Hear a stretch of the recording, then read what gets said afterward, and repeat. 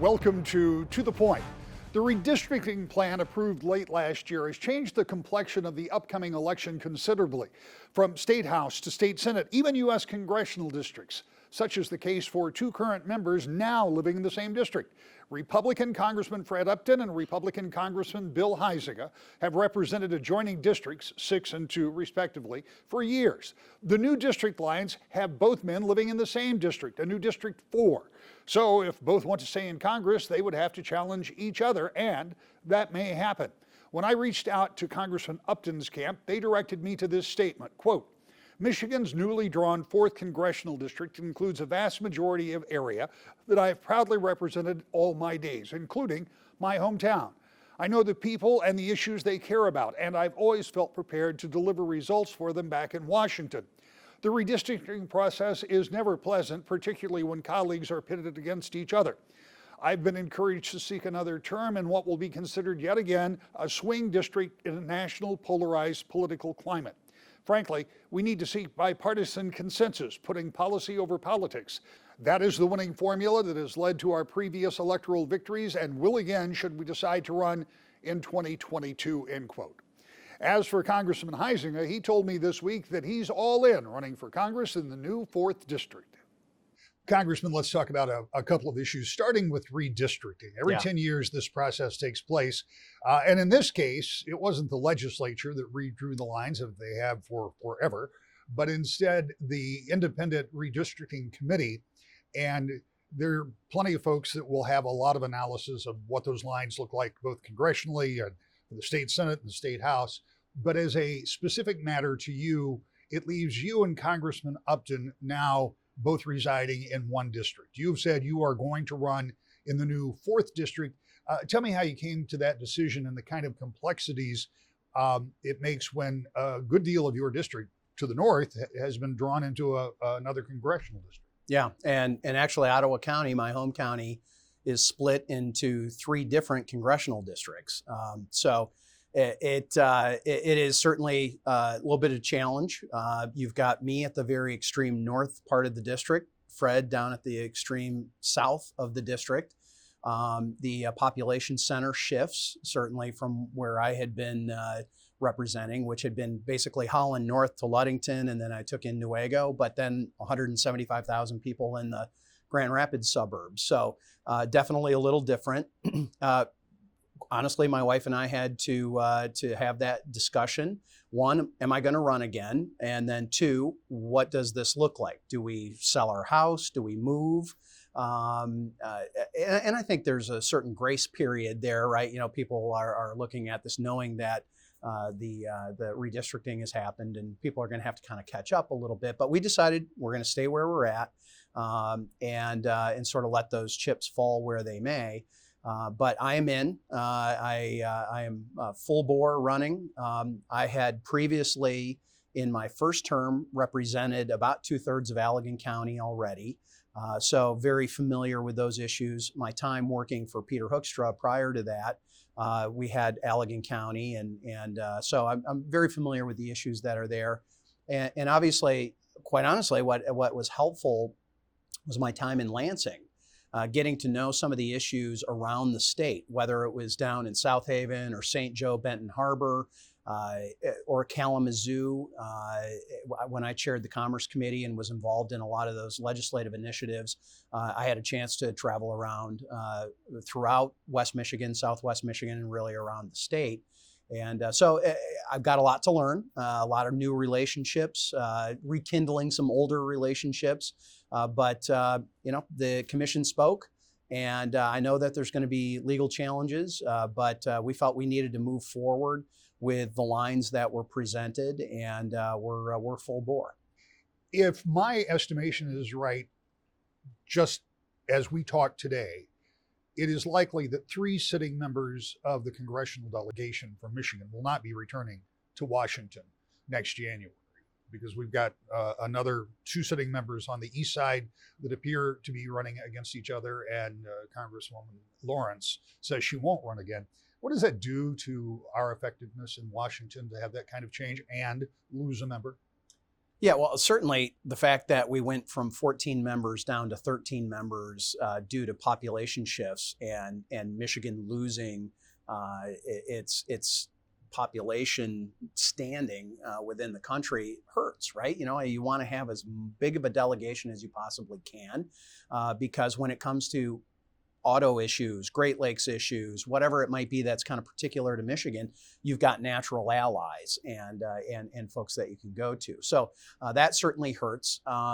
There's varying degrees of experience and knowledge base that either come in or go out based on that redistricting. But I think we'll be fine. It's just I wish we had not lost that seat, right? That and not for selfish purposes, but for the state, the standing of the state.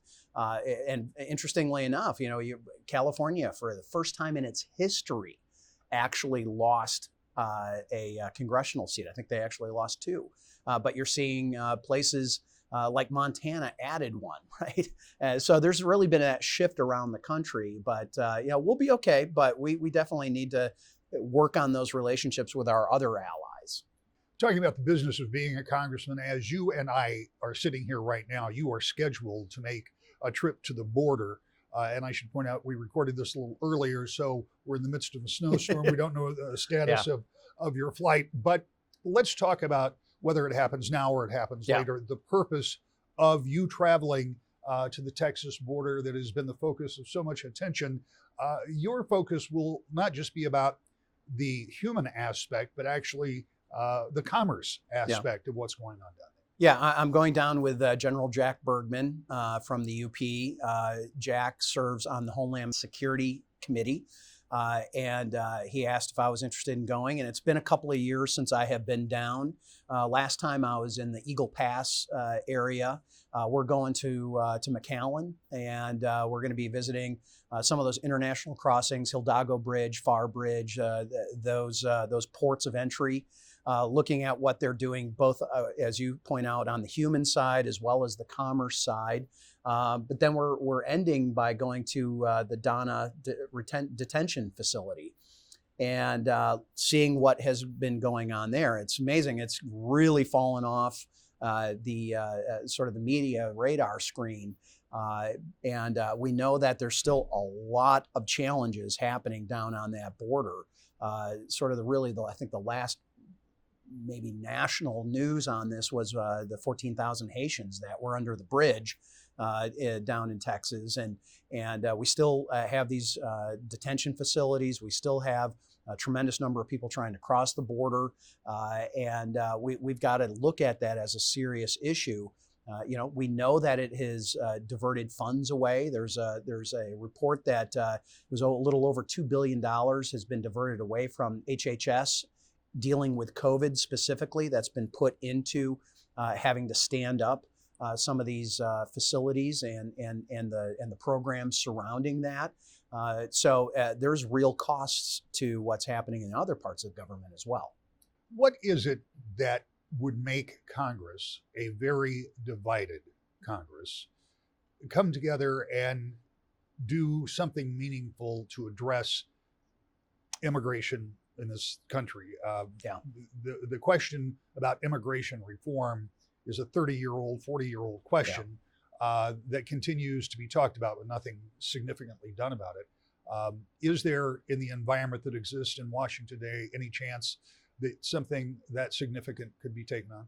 It's going to be hard. It's going to be difficult. And as you point out, it's a long time issue. In fact, this week I've had a couple of meetings with ag folks who that is one of their top agenda items is how do we make sure that we've got a workforce that's coming in that's legal, that's able to do these jobs. They're frustrated with what has happened. They have a workforce in some cases that has been here for a long time that has questionable paperwork and standing legally. So we need some of these things cleared up. Quite honestly, the last time we had a real shot at doing that, there was an effort in the House. Bob Goodlatte, who was the chair of the Judiciary Committee, we had two versions, not very original, but they were called Goodlatte 1 and Goodlatte 2.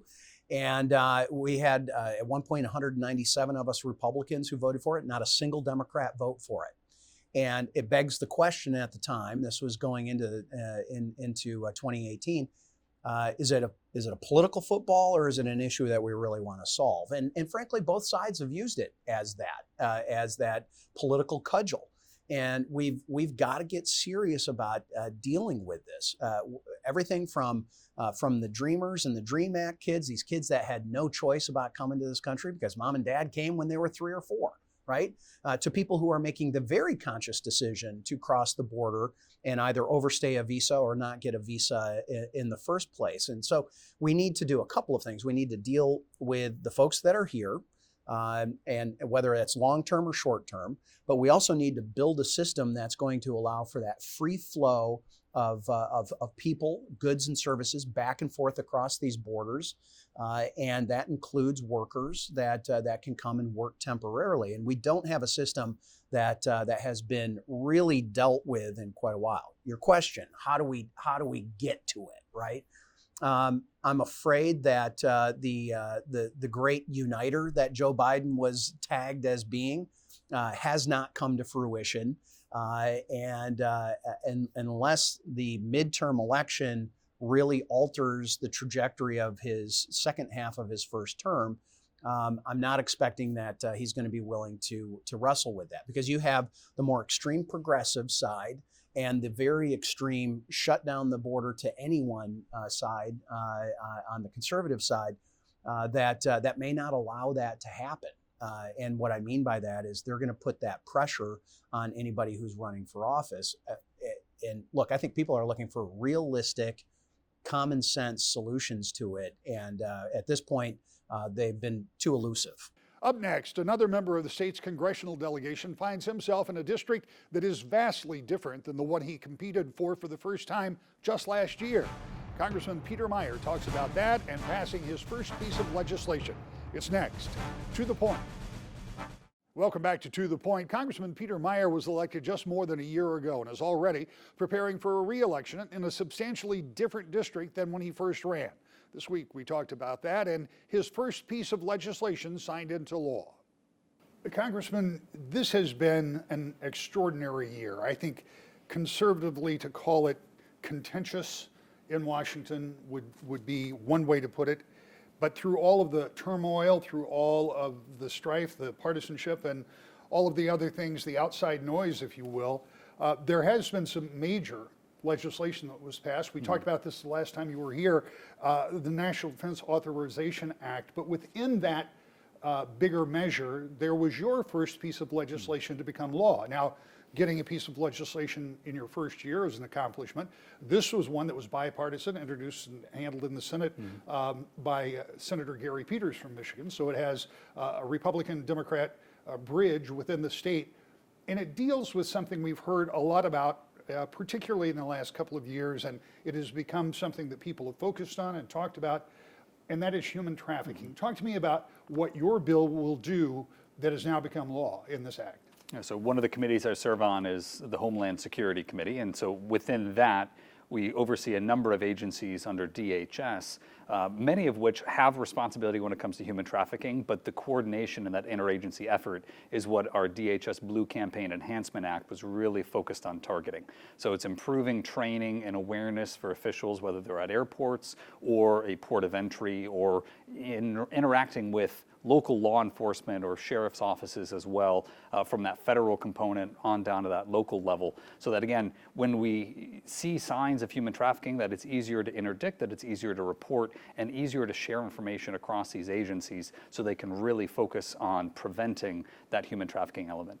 When you look at the environment in which you were working in 2021, how do you come together in a bipartisan way and get something like this done, understanding that this is certainly a bipartisan issue, but still sometimes getting a consensus even on something that seems that both sides would agree on in a very troubled environment is not always easy. Yeah, even when the policy is pretty strongly bipartisan, it's the process that often becomes the challenge. And in the Senate, the bill that was introduced, the companion bill introduced by Senator Peters and Senator Portman, that got dovetailed under the National Defense Authorization Act for ultimate passage. So even there, even something as bipartisan as countering human trafficking, we still had to use an alternate procedural route in order to get it to the president's desk and signed. Will you be able to measure the outcomes from a bill like this? We certainly hope so. It can be a little bit nebulous when you're talking about increased training, gathering statistics, especially in an area like human trafficking where it falls, off of the radar of many easily countable metrics. That can be a challenge, but we have seen in our conversations with local law enforcement and federal law enforcement that at least anecdotally they've seen an increase in the number of interdictions and preventative measures that have been able to be taken to hopefully reduce. Now, it's hard to know the counterfactual, what would happen without the bill versus the impact with it, but we certainly expect to see a strong decrease. Shift gears to your first year on Capitol Hill, and we're coming up to the anniversary of the January 6th insurrection. It was a day that, at least speaking for myself, I never expected, and it was in your very early hours in being on the Hill. I remember talking to you on the phone that day. There has been a commission established that has met with uneven praise depending on where you come from. It's not exactly the commission that you wanted, but it is a commission nonetheless that is looking into what happened there. Are they making a difference? Are they getting to the bottom of some of what you as a congressman and we as a populace would like to know? Yeah, I think one of the challenges here is you have activities, events, behaviors that don't necessarily fall under a legal framework, right? The question of whether or not there's criminal activity, that's what the Department of Justice is focusing on. The select committee that's been impaneled, I think the goal there is to understand what falls outside of that criminal area or what may lead to criminal referrals. Again, we have not seen a tremendous amount coming out of that committee. There's obviously been a lot of requests for information, but so far it still seems to be in the information gathering phase. And as I've said from the beginning, I will judge this select committee off of its actions, off of its work product, despite my reservations with how it was formed. Is the goal of this committee, or should the goal of this committee from your perspective be about fault or blame? And I make the distinction to this degree. Where there are those people at fault that perhaps through their actions helped create an environment in which something like this could happen? Or are you looking for people who actively tried to set up the scenario that ultimately developed, or both? I think it's important to understand just how we got to that point. What were the preconditions? What were some of the institutional weaknesses? Because we don't want to get into the habit, it would be a very dangerous habit to get into, where every 4 years we contest our elections in a violent way. I mean, the peaceful transfer of power has been a hallmark of American democracy. That's one of the things that has distinguished our system beyond on a global scale. And it is something that if we lose it will be incredibly dangerous. So we need to make sure that we do not get back up to that edge that we were on January 6th, that we understand how we got there. Now, whether or not the select committee will ultimately produce that, I think is an open question, but I certainly hope that that's what the information that comes out will help us guide. Talking about a peaceful transition of power, every 10 years there are new district lines drawn. And I might point out it's for the State House, the State Senate, and for the U.S. House. In the case of the U.S. House, you're going to have one fewer colleagues in the Michigan delegation if you are successful in re-election going back to Washington, because we lost population significantly. Put a different and more important way, other states gained more population. So we'll go back with 13, not 14 members. But even at that, there are 2 districts in which sitting members of Congress may well be pitted against each other. Not to discuss any of that, but to talk about the process and how your district has potentially changed, not knowing what legal challenges there may be. But your district, as it stands right now, as voted by the Independent Redistricting Commission, is considerably different than the one that you won in just over a year ago. Give me your take, not that there's much that you have to control about that, but give me your take as you look forward. You've already announced you're going to run. Yeah, obviously this is the first time we've had an independent citizens redistricting commission, and so as a result of that process, the old district, or the current district, I should say, that I was elected into includes Calhoun, Berry, and Ionia counties, all of those three, in many parts of Kent County with the exception of Walker, Wyoming, Granville, and Kentwood, and a small sliver in Montcalm and Eureka Township. The new district, which I announced I'll be running for re-election in, is about 65% of Kent County. It does not have the townships on the eastern border along Ionia or Montcalm. It also doesn't have any areas of Kent County north of Rockford, but it also brings in the northern half of Ottawa County and southern Muskegon County, including the city of Muskegon, Norton Shores, North Muskegon. So it takes you all the way to the lakeshore. All the way to the lakeshore, very much following along the Grand River, and then also including Muskegon just to the north. So, you know, in a lot of ways, it's a similar district in terms of still having Grand Rapids, the city of Grand Rapids, as the largest population center. It still maintains about 70% of the district is in Kent County, but we do obviously expand to that lakeshore. And frankly, these are a lot of the issues that I've been talking about, whether it comes to the Great Lakes Restoration Initiative and protecting the Great Lakes, to the issues of PFAS contamination, and just in general conservancy and looking to preserve the natural bounty we have here in Michigan. This is a district that fits that well. Finally, when you were here last, we talked about the unusual year that you were a freshman in the House of Representatives, and we talked about that at length. I don't want to talk about looking back. I want to talk about looking forward. We enter 2022 with some of the same, perhaps lesser issues, because as time grows further and further away, perhaps some of those issues start to settle. But we're going on 2 years of dealing with the COVID pandemic. We still have a very unsettled political situation in Washington, and let's just throw in for good measure an election year. What is your anticipation for your second year on the Hill? Well, this last year is the only Congress that I've known. I've been assured by colleagues of more seniority that it was atypical, but we'll see what 2022 holds. I think the general consensus is that in midterm years and election years, on the legislative side, things slow down a little bit, which I'm hopeful that we won't see, you know, at least the degree of railroading that was tried in 2021, where the majority chooses the budget reconciliation path and just, you know, tells the minority to pound sand. I hope that we see some progress on the National Security Reforms and Accountability Act, my bipartisan bicameral bill around war powers, emergency powers, and arms export control. And I hope we're able to make some movement on areas that may not be getting the attention of more charged political topics, but are similarly still important. I still have one bill that I wrote, a couple that I co-sponsored to repeal authorizations for the use of military force going back to 1957. I'm hopeful that the Senate will hopefully take those up and that we'll see those get passed just as a good means of legislative, bureaucratic housework. But I think it'll definitely be challenging to see anything of significance, and to the degree there may be any, that's going to depend on negotiations between Senators Schumer and Manchin or Sinema, and how the majority in the Senate chooses to proceed. Back with final thought next, To the Point. With new districts for all members of the State House, Senate, and U.S. Congress, this year's election are going to be unpredictable, and we'll be here to talk to you about them every weekend. To the Point.